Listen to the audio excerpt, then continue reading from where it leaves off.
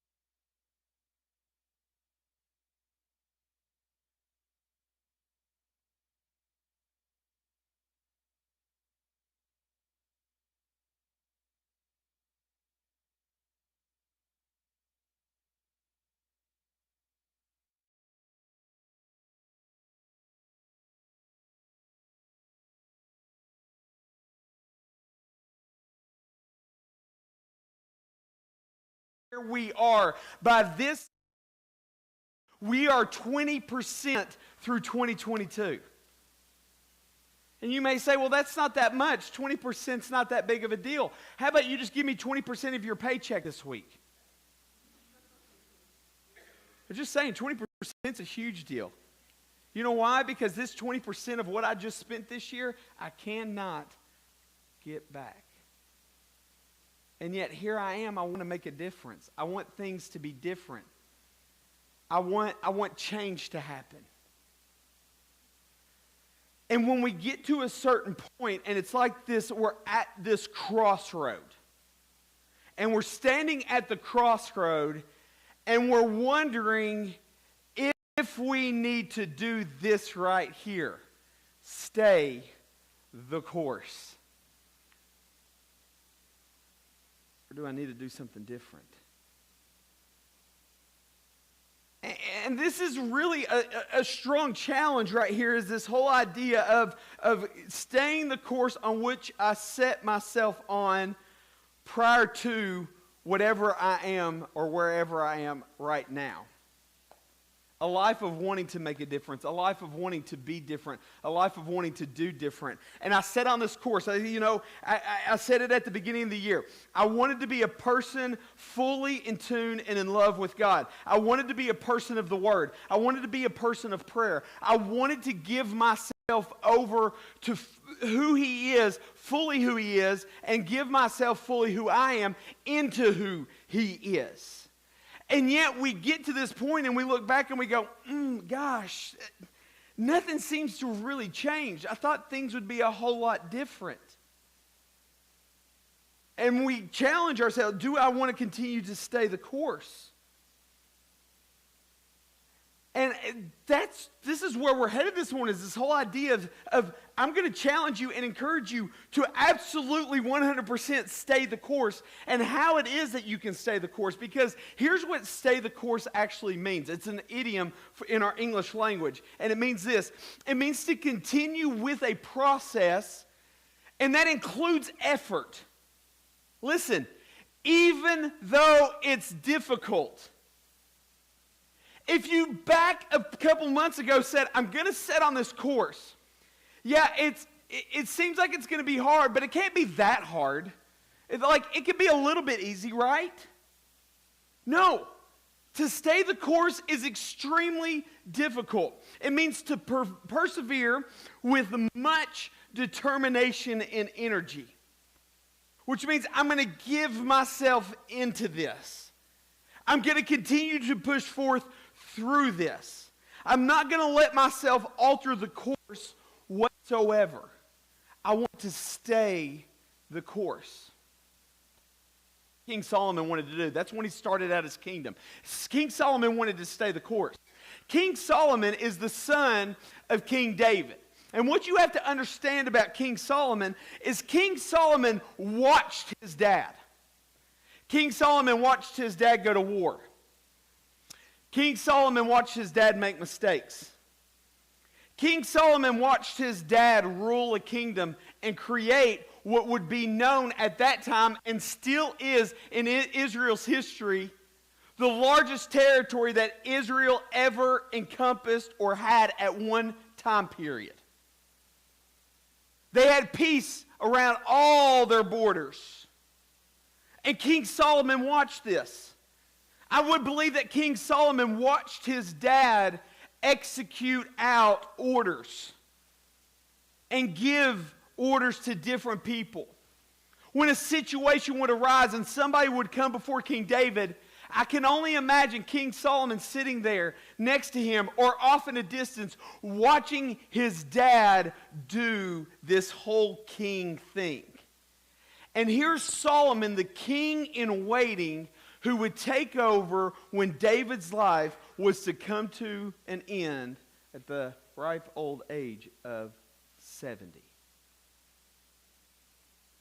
And despite everything that King Solomon observed, despite everything that King Solomon internalized, despite everything that King Solomon just watched, was taught, despite all the conversations that he had had with his dad, King Solomon knew that in order to stay the course, he still needed something.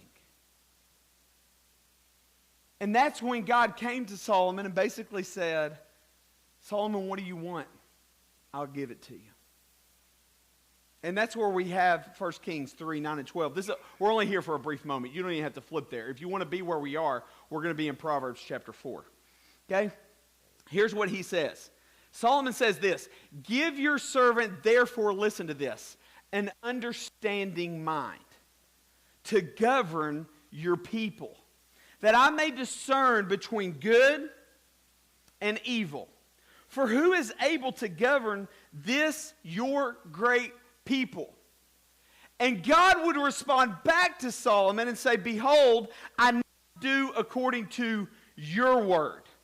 Behold, I give you a wise and discerning mind. And what this would do at this juncture in Solomon's life is this is going to set him up to be able to stay the course forward as he takes over the kingship from his dad, King David. And he begins to rule the nation of Israel, a nation that is living in peace. Solomon wouldn't have to go to war because David had already accomplished everything that he needed to accomplish in order to set Solomon up for the next step, which would be to build the temple. It would be this wise and discerning mind that would set forth for you and I and everybody before us and everybody at this time this idea of two paths. That you only have one of two options.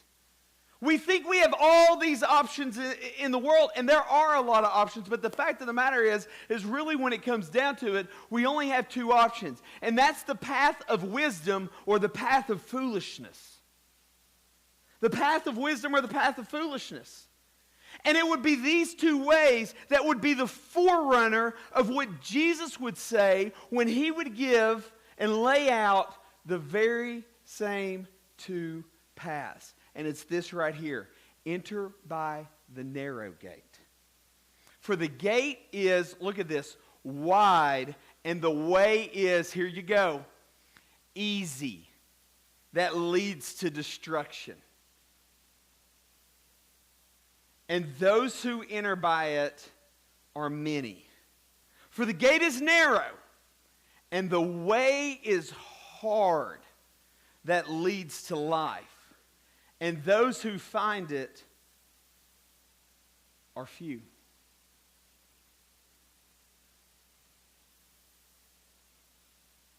Easy, hard. Many, few. If you were to read the book of Psalms, the psalmist starts that way. Blessed are those who do not walk in the counsel of the wicked or stand in the seat of scoffers, people who mock. But blessed is he whose delight is in the law of the Lord. He is like a tree planted. There it is, two ways. Which way? Because we only find ourselves on one of two paths. We only find ourselves on the narrow gate or the wide gate. The path of wisdom or the path of foolishness. And it would be Solomon who would set forth in wisdom these proverbs that we have. These proverbs that we read about that are really sometimes one-liners. They're real quick, they're memorable, and they teach important truth. And it would be Solomon who would take this wisdom and he would seek to instill it in his own children, because his father David sought to do the exact same thing with him. And Solomon would sit down and he would pen this right here in Proverbs 4, verses 1 through 4. He would say, "Listen, my sons, to a father's discipline, and pay attention so that you may gain understanding." Now just imagine, you walk into your teenage son or teenage daughter's room and you sit down and you say, "We need to have a conversation. I need you to listen to me. And I need you to pay attention." And you know the reaction of how it goes. "Oh, bless."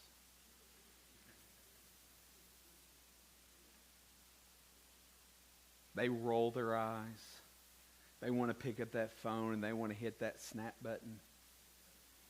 They want to snap their friends and say, "Oh my gosh, here we go. Here it is. My dad's doing it again. Here we go. Down this road. Oh, let me snap. Here, see my dad?" Well, one of them little sneak peek pictures. "Dad, do we have to talk about this again?" I know. We've talked about it. I know. I get it. You don't understand how much knowledge is in this vast brain of mine. I am so overwhelmed with knowledge that, to be honest with you, I'm smarter than most every teacher at the school I go to.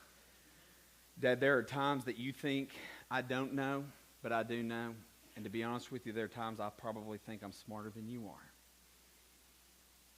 And we just give and just go. And here is Solomon sitting down talking. And it's like a father to a son, and it's this conversation. And this is so important. He's sitting them down because he wants them to listen. He wants them to hear. He doesn't just say listen, and that's with the intent to obey. But I want you to pay attention, because you need to gain an understanding in life. You don't know as much as you think you know. For I'm giving you what? Good instruction. Don't abandon my teaching. He said, "When I was a son with my father, tender and precious to my mother, he taught me and said, your heart," listen to this, "your heart must my words. Keep my commands and look at what's attached to it and live." You want to live? You need to pay attention.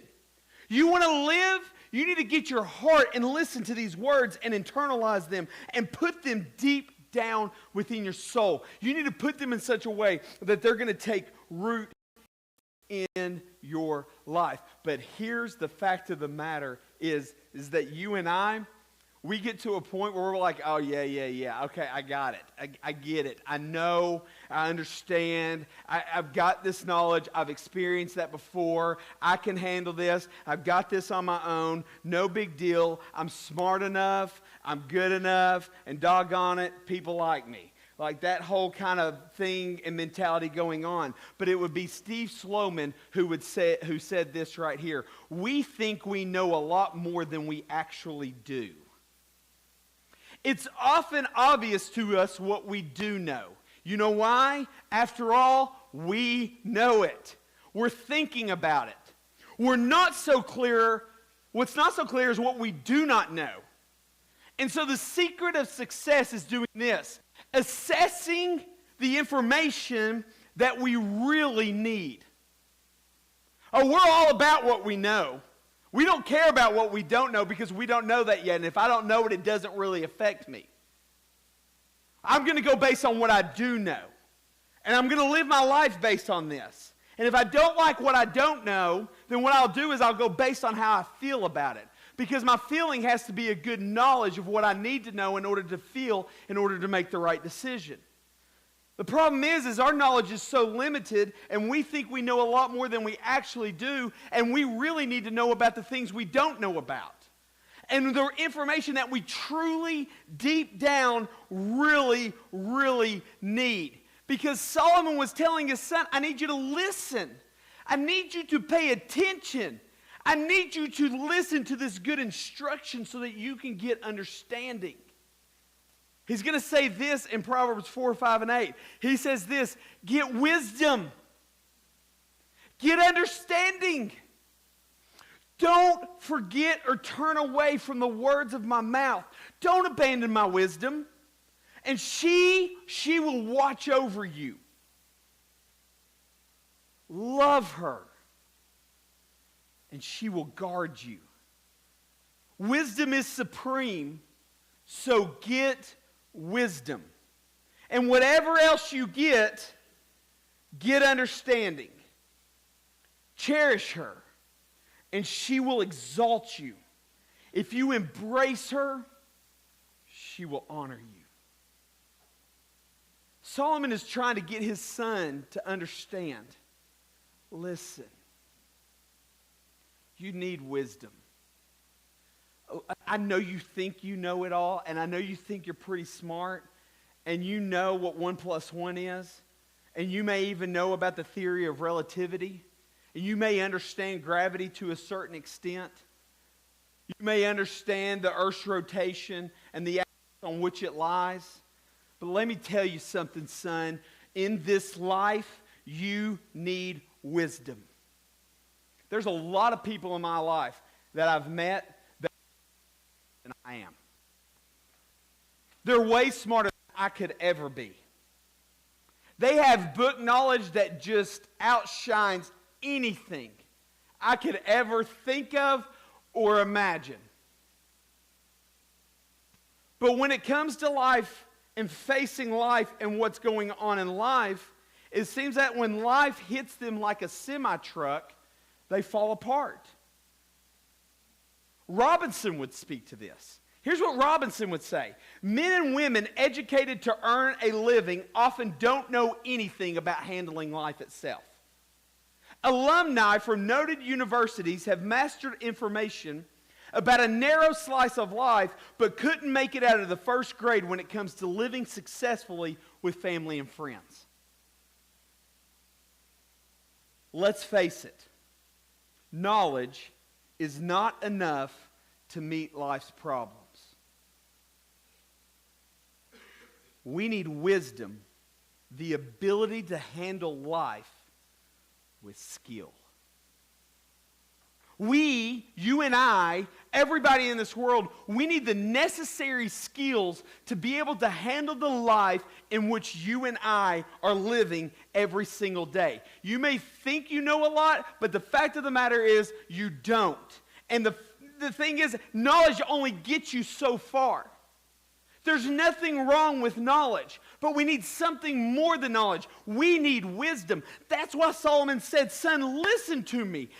Get wisdom. Wisdom is supreme, so get it. Get understanding. You need more than what you think you know and what you actually know. You need wisdom. And when it's talking about wisdom in the Bible, this is vastly different than knowledge. Although wisdom includes knowledge, not all knowledge has wisdom. Wisdom always has knowledge, but knowledge doesn't always have wisdom. This is why wisdom is knowledge, understanding, discretion, discernment, and you have to add this part on the end, obedience. Wisdom takes knowledge in knowing what to do and is able to apply it to the life in which they're living. It's able to take what God is basically saying in His Word and saying, okay, well, I know this Scripture, and God is leading me to show me how this applies to my life and how I can live this out over here. It's taking what I know and it's living it out. It's taking what has been taught to me and putting it and inserting it into the circumstances, situations, difficulties, and problems that I find myself in. Wisdom, when Solomon is talking about this, is living skillfully from God's perspective. And not everybody has the ability to do that because we're often trusting in our own knowledge and what we think we know and how we can handle it and we can solve it and we can take care of it. And Solomon's like, listen, you can't. He knew it. And he knew he wanted to stay the course when he became king. And if he was going to stay the course, he needed something beyond just the mere knowledge of observation and book smart. He needed the wisdom of God. And I'll tell you this, wisdom has a beginning, believe it or not. You don't just sit down and get wisdom. It actually has a beginning. And Solomon tells us that it has a beginning in Proverbs 1:7. The fear of the Lord is the beginning of knowledge. The fear of the Lord. And it tells us fools despise wisdom and instruction. Listen, you can't tell a fool anything. You know why?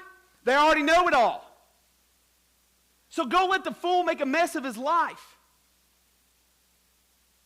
Because Solomon says the fear of the Lord is the beginning of the wisdom. This isn't this terror like, oh my gosh, I'm scared to death of God. This is totally different. What Solomon is saying is this: the fear of the Lord that you need is to have a proper view of who God is and who you are in light of who He is. That I take and I have an honor and I have a respect and I have a reverence and I have an awe for who God is. When I put myself up against the magnitude of God, I am like an insignificant pea. And yet He cares about me. Yet He loves me. And I take who I am in light of who He is. And when that happens, the grandeur and the majesticness of who God is becomes just unfathomable, and it's incomprehensible. And I just want to respond to who He is because of what He's done in my life. And when I give the Lord that respect, and I give Him that honor, and I give Him that reverence, and I view myself in light of who He is, I am on the pathway to wisdom. I am obtaining a skill to live from God's perspective. If you don't have God in your life, you are not working down the path of wisdom. You are working down the path of the world knowledge. You need the fear of the Lord. A right and proper place of who I am compared to who He is. That when He shines above me and over me and around me and through me and in me, I realize my place in who He is. It starts there. The fear of the Lord is the beginning of knowledge. Fools despise that. And they despise the wisdom and they despise the instruction. Solomon's going to go on in this chapter of Proverbs, chapter 4, and he's going to press in to say, son, listen to me. This is how you stay the course. These are practical applications for your life. But first, I need you to understand where wisdom begins. It begins with the Lord Himself, not with you. It doesn't begin with the school that you go to or the books that you open. It doesn't begin with whoever your friends and whatever they're saying about you and whatever they say about life. It's not that. Son, listen to me. If you want the wisdom, you need to find who you are and who God is. That's where we start. So then he's going to go on in Proverbs 4:20 and 22, and he's going to say this: my son, pay attention to my words. And he's going to use this thing, listen closely. And what this is this is turning an ear to this. This isn't like, yeah, I hear what's going on over there. I'll get to it in just a moment. That's not it. This is stopping every single thing. Son, I need you to put down everything. And what I need you to do is look at me. And then I need you to turn your ear to me so that you will listen. Are you turning your ear into God so that He can speak to you? Are you listening closely enough, or is all these noises going on around your life and the volumes are up everywhere? And they're all over the place. And there's so much noise, I can't listen closely to anything going on because my life seems like a bunch of white noise all over the place and I can't distinguish anything. We need to turn down the volume. And that's what Solomon's saying. Turn down the volume. I need you to listen closely to my sayings. Don't lose sight of them. Where do we keep them? Within our heart. And look what they are. Their life to those who find them. And their health to one's body. Listen, these words I'm about to speak to you, they are all about your whole life.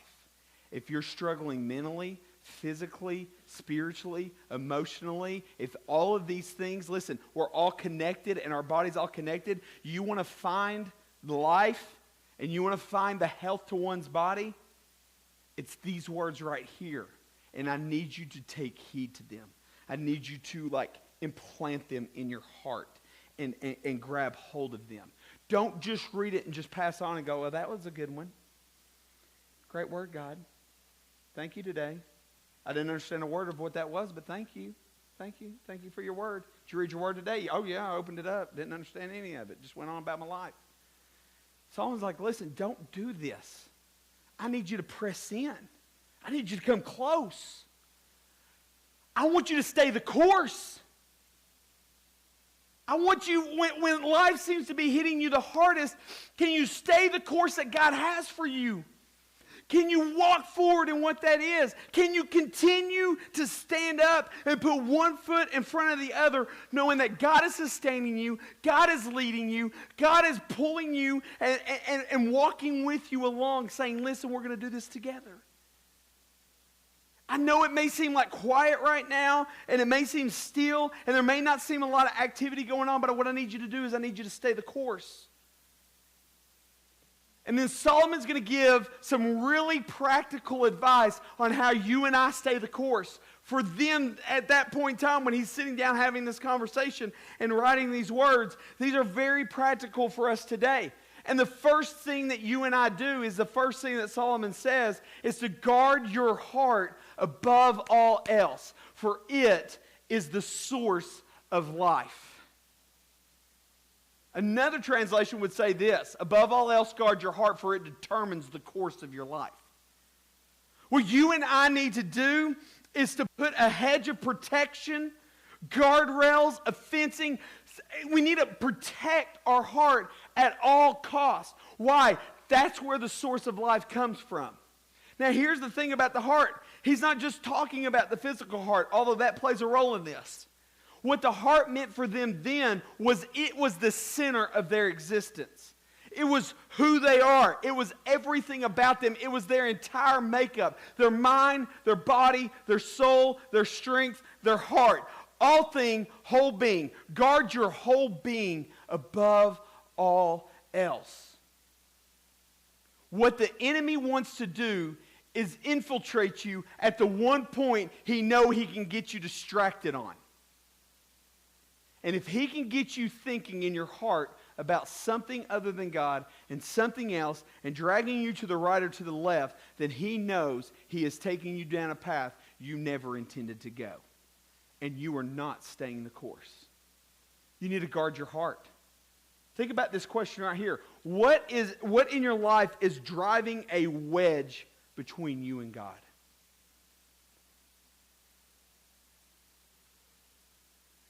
I'll tell you what, we don't have a problem binge watching Netflix. You know why I know? Because I've seen it on Facebook. Hey, give me some shows to binge over here. Yeah.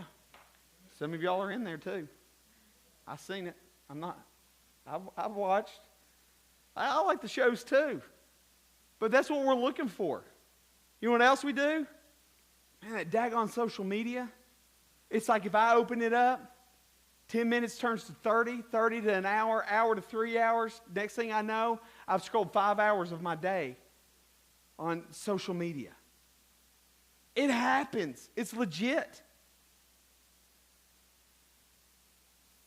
We turn our eye to the right or we turn our eye to the left.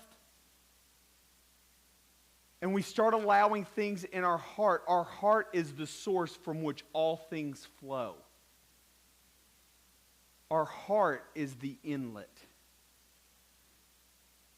of which overflows out of whatever it is that we have put there.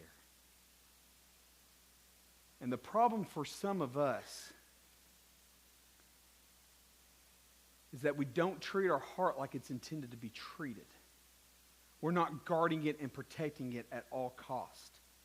We're letting things that are the greatest threat to our heart and our life enter in. And they enter in without any resistance whatsoever. Let me tell you something about your heart. Our heart is not a couch for many, but a throne for one. Some of you all have a sectional. You're trying to put a sectional on your heart. You see as many things as you can on that sectional with God just kind of inserted in there somewhere, somehow, and He plays a role in all of this. But to be honest with you, I've got all these other things going on in my life, and they're important too. And I'll get to God when that time comes, and I'll give God His due. But He's like one among many. But here's the fact of the matter is there is nobody's heart who is a couch or a sectional, or it's not even a love seat. It is a throne and can only be taken by one. So me and you, and everybody has to ask themselves, who or what is sitting on the throne of my heart? What have I given my heart to? And if I don't like the course of my life right now, you have the wrong thing on the throne of your heart. And if you don't like where your life has taken you, it's because you've allowed something in your life that doesn't even need to be there, and you need to remove it out. You need to get rid of it. You need to throw it off, and you need to cast it away. Because everything begins with our heart. It is the source of all. That's what overflows out of our life. If you don't like what's overflowing out of your life, go to where the inlet is that begins with the source and the spring of life and start to change that. Start to do something different. He says, you know what? You need to guard your heart, but you know what you also need to do is this. Proverbs 4:24, put away crooked speech and put devious talk far from you.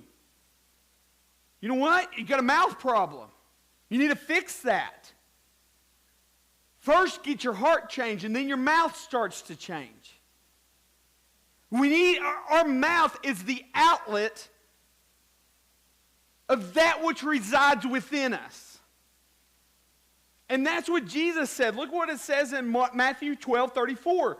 You brood of vipers, how can you speak good when you are evil? For out of the, look at this, abundance of the heart, the mouth speaks. What we say out of our mouth is coming from really what's inside of our heart.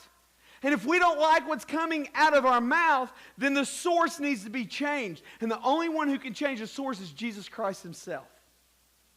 That's where we have to start.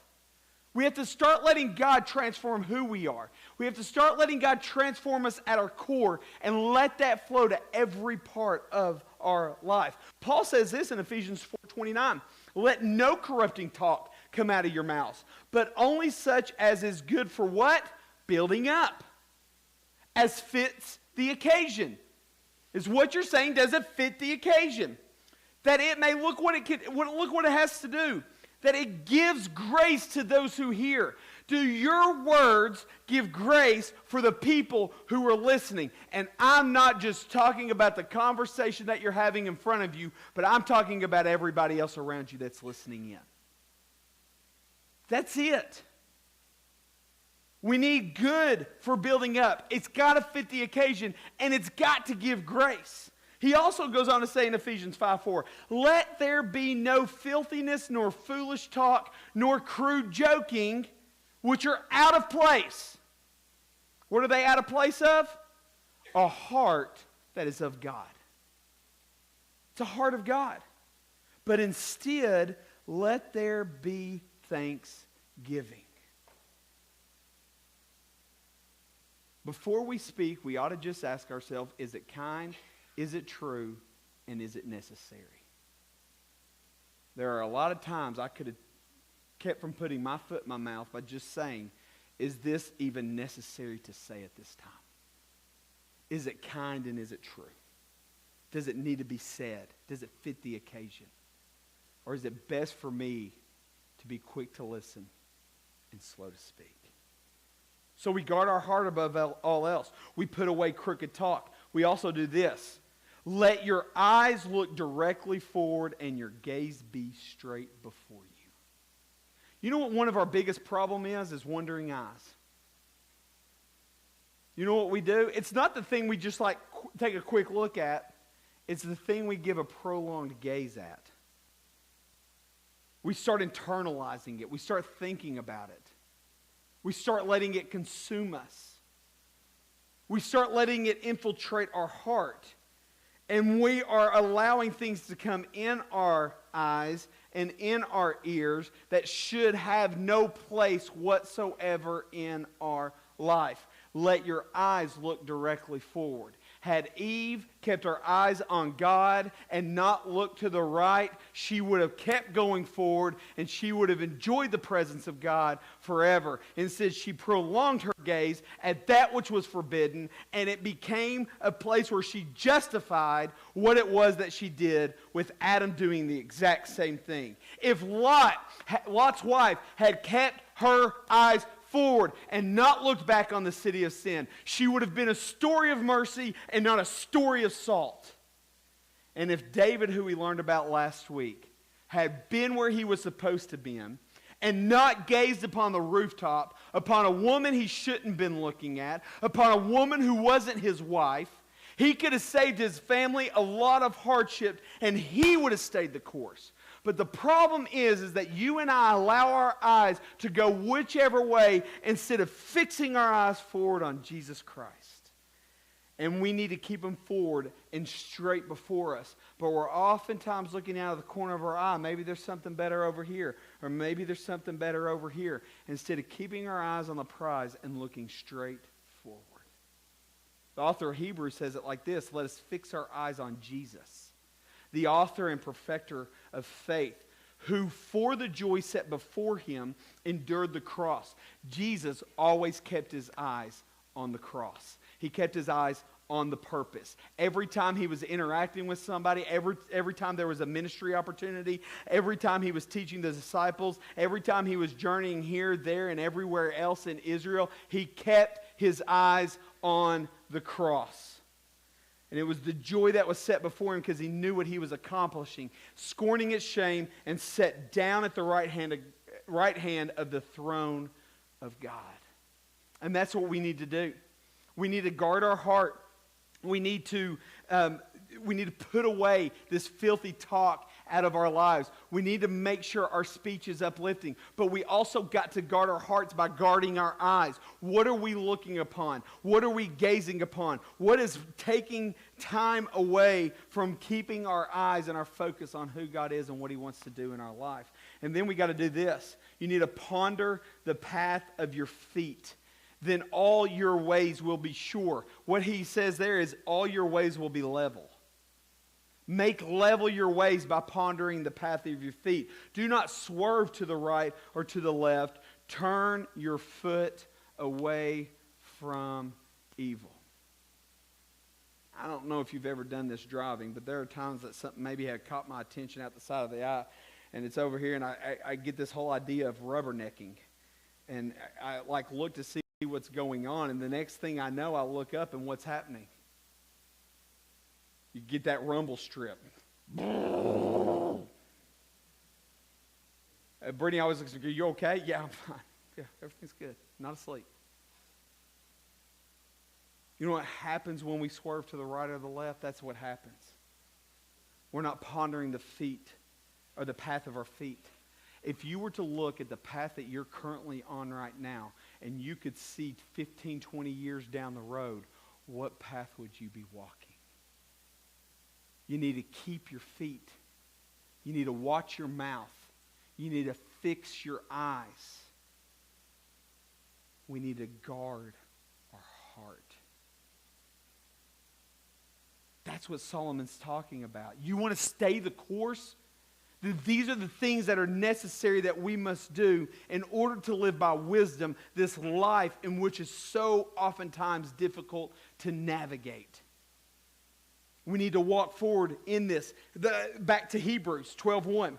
Therefore, since we are surrounded by such a great cloud of witnesses, look at what he says. Let us throw off everything that hinders. What's hindering? What's keeping you from a life of wisdom and living for the Lord the way that He wants you to go? And the sin. Not only throw off everything that hinders, but let's throw off the sin that so easily entangles us. And then look what He tells us to do. Run with perseverance the race marked out before us. You can't see the race marked out before you because we're too often looking to our right and to our left. We're missing exactly what it is that God wants to do and where it is that He wants to take us, because this is attractive and this is attractive and this feels good and that feels good. And I would rather have this than rather have the fullness of my relationship with God. And then we get to that and it leaves us leaving empty and we're like, why didn't I just keep my eyes forward? Throw it off. This is like serious talk right here. This isn't like, oh yeah, let me just dabble. I'll just not be on Snapchat or Instagram, but I'm going to keep Facebook. Or I'm not going to worry about. I'm going to cancel all my subscriptions but one. That's dabbling. He says, throw it off. If it's hindering your relationship with God, get rid of it. If it's causing you to sin and it's entangling you and you don't like where you are, get rid of it. Come to the Lord God, because He will forgive you. And He tells us, Solomon tells us, don't turn to the right or turn to the left. Don't swerve. Keep going forward. One lady would write a poem in regards to this idea of choice and the path we're choosing to be on. She says a choice is a path. Every time we make a choice, more choices and paths appear, taking you through the road of life. A choice is a challenge when deciding what to do. Which path would you take? It can change your life. A choice is yours to write this poem. What to do next, all in your life. A choice has a consequence, good or bad. For every action, there is a reaction. That is a simple law. A choice is yours. A choice is a path. A choice can drive your life. It would be Robert Frost who would pen "Two roads diverged in a wood." He would end up saying, I took the one less traveled. And that made all the difference. I think a lot of times we're not staying the course is because we're taking the road that's already been traveled by many. It's the way of the world, and everybody can trod that way, and everybody can go that way. But man, it's the way of Christ in which abundant life is found, in which fulfillment and satisfaction is found, in which we find out who we are, whose we are, and for what purpose we live for. And it's on that path that we find that. And it's a choice that can drive your life. Paul would say in Philippians 3:12 and 14, not that I have already obtained all this or have already been made perfect. Paul's saying, listen, I understand. Maybe you hold me on a pedestal. You think I'm like this ultra super Christian. Listen, I've not obtained it. I'm not there yet. I've not arrived. I'm still growing. I'm still learning. And he says, listen, I press on to take hold of that which Christ Jesus took hold of me. I want to take hold of that. I want to grab it. I want to embrace it. I want it to be a part of my life. And I want that to mark and be an identifying mark in my life.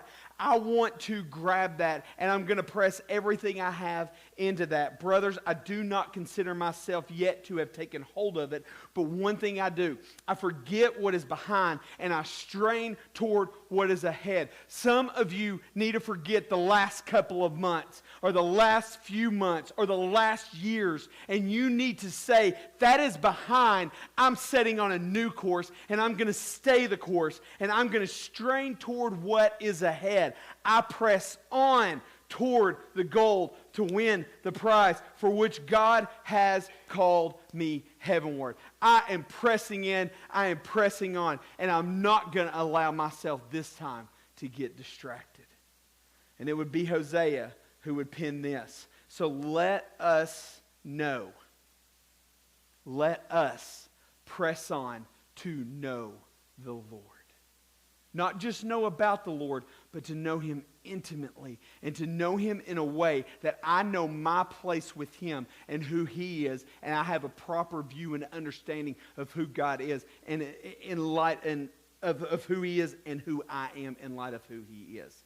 That's what I want. I want that wisdom. I want to be able to understand, to start living life from God's perspective, to see how He sees, to do as He does, to love as He loves, to live as He would call me to live, and to make a difference in the life that He's called me to live forward in who He is. And Hosea says, let us press on to know the Lord. His going forth is as certain as the dawn, and He will come to us like the rain, like the spring rain watering the earth. And I think this is critical for us to live on mission. Because I think what happens a lot of times is we get fired up at that first part of the year.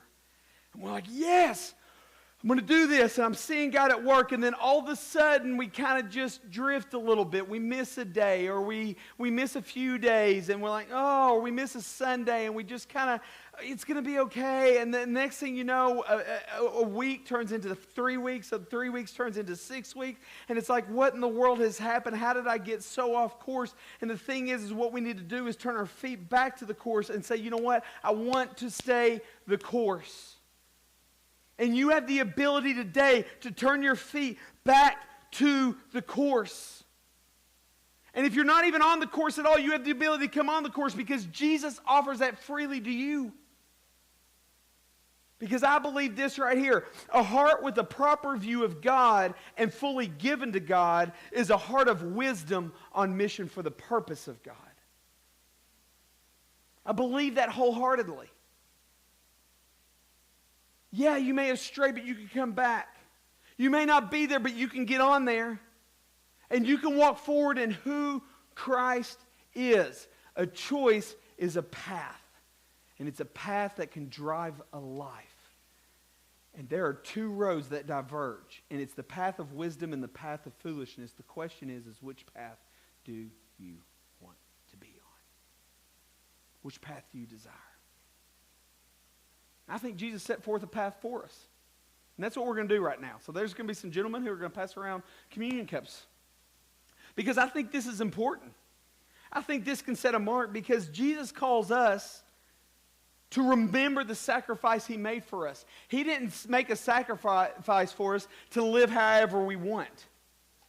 He made a sacrifice for us so that you and I can have life and life in abundance. So you and I can have life as life is intended to be. So you and I can walk forward in the life that He's called us to live, that we can have purpose, and that's what we remember. And that's where we go. And that's how we walk forward. And I think a lot of times we fail to remember. I think a lot of times we fail to reflect. I think a lot of times we just kind of let life come at us as life comes at us. And that's not how God intended, because God intended for us to live a life of wisdom. A life that takes His truth and puts it into the lives around us and the situations in which we find ourselves. And that's why we do communion here, is because what we want to do is remember the life that Jesus gave for the life that He wants you and I to have. And it's a life of abundance. He didn't just go to the cross in vain. He went to the cross because He loves you. And He wants better for you. And He wants you to walk forward in who He is and what He's called you to do. And so that's what we're going to do as a church, as a body together, is just celebrate the communion of Jesus Christ and the giving of His body and the shedding of His blood, so that we can have life together. And so I say this, let's commit. Let's commit to stay the course. Jesus stayed the course of the cross, the purpose that God intended him for. And we can commit our time this morning and our lives as well. Today can be that new day, that jump start of getting on the course and moving back forward in the direction that God wants you and I to go. So if you'll tear off the little clear part at the top, you'll get the little wafer. And that's what this is right here, this is a representation of what Jesus Christ has done for you and I. It tells us that at the Last Supper, what he did is he took the bread and he broke it. And he said, listen, this is my body broken for you. I'm going to do this for you. I'm going on behalf of you so you don't have to do this yourself. I'm going so that you can have your broken life restored into wholeness. And as often as you do this in remembrance of me.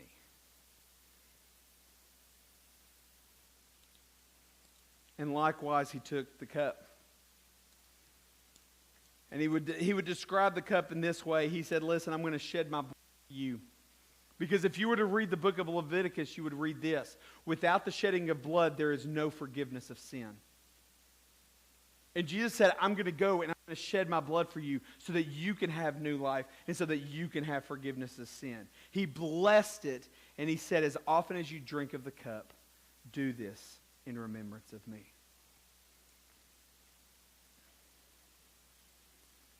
And it's his life and his sacrifice and his resurrection that sets you and I on a new course of life. Let me pray for all of us this morning. Father God, Lord, thank you so much for an opportunity to be in your house.